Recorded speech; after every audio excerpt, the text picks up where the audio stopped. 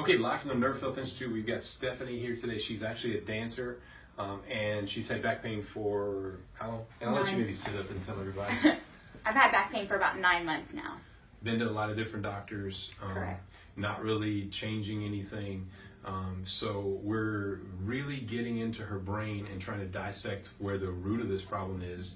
So one of the things we uncovered today, you're 25 and been dancing for a long time, right? Yes. And she was telling me earlier she used to be able to take your leg and go all the way up, like for a hamstring stretch. And so, not long ago, right? Correct. So I get right there, and is that about as far as we can go? Yep. But you used to be able to take your leg and go all And the way bring it down. all the way back. Okay. Correct. How about this one? Same thing.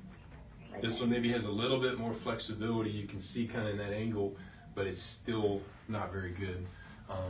So we're going to make some very specific corrections. Remember, this goes back to nerve memory. So we could do conventional stretching, but that really doesn't do very much good.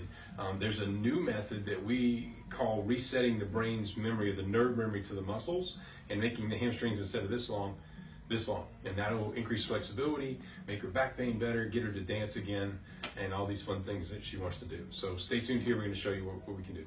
Okay, just minutes later, we've made some very specific corrections to the nerve memory in her hamstrings, and it's kind of cool. So,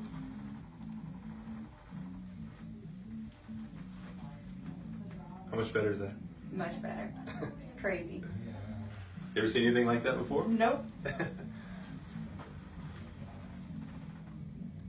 This one's still a bit tight, but a lot you can see. I mean, major difference in angles. So let's come on and sit up for me. Okay. So it's gonna feel funny. I'm gonna tell you this: the first time we do this to people, you probably got a good 30, 40 degrees or more in improvement in flexibility in minutes. And so for the user out there, I guess, watching this video, did it hurt?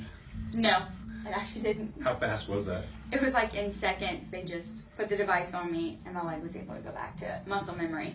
And remember, it's more nerve memory. Correct. So the old thought is muscle memory, but this is more nerve memory. So, so the first time you stand up with a lot more flexibility, it may feel funny. So right now, do you still have a 6 or a 7? Earlier, she had about a 6 or a 7 out of 10 in her back pain. Do you still have that pain?